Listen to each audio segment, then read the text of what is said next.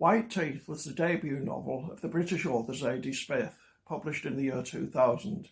It quickly won a number of major awards, including the Guardian First Novel Award, and in 2005 Time magazine declared it one of the 100 best English-language novels since 1923. Nearly a quarter of a century after its first appearance, it continues to garner plaudits. Astonishingly, Smith completed it in her final year at university when she was just 23. For many critics, White Teeth is about multiculturalism, but Smith herself has been cautious about the ism part of that term, at least insofar as it implies an ideal. Multiculturalism as a policy or an ideology is something I've never understood, she told the BBC in 2010.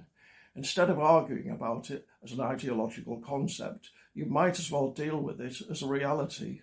Human problems persist, and most of them are problems of class or money. This is important because it says something about the sort of book White Teeth is. It's about a multicultural area, Willesden in northwest London, as such, but it doesn't preach multiculturalism as a societal aspiration. It's set in the 1970s. It has a huge cast of characters, but essentially it revolves around two middle-aged men and their families.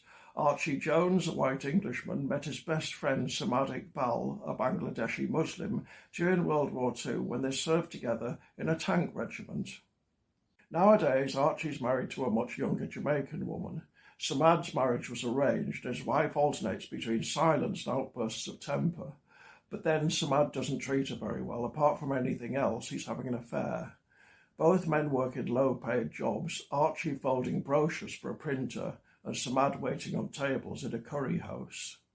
Almost as important as the two protagonists are their teenage children, partly because they illustrate the different ways in which fully British sons and daughters of immigrants might respond to their cultural heritage. All three struggle in different ways to establish their identities, and the novel leaves the question of their ultimate success in that regard open, as of course it must, although it's probably fair to say that it is optimistic. Smith's point may be that the number of possible life trajectories is unlimited, simply because all people are different. Finally, there's a white middle-class married couple, the Chalfans, who start to influence the children's outlook on life after the children's school recruits them as private tutors. From the parents' point of view, this influence is far from ideal, which might look like an ideological insertion by the author of multiculturalism's nemesis, the well-meaning bourgeois meddlers. But in fact, Smith is careful to avoid that. The Chalfans aren't outside the multicultural mix, rather they're an integral part of it.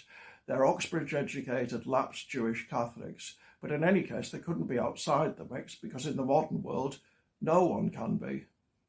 The final thing to mention about this novel is it's very funny, and it's meant to be.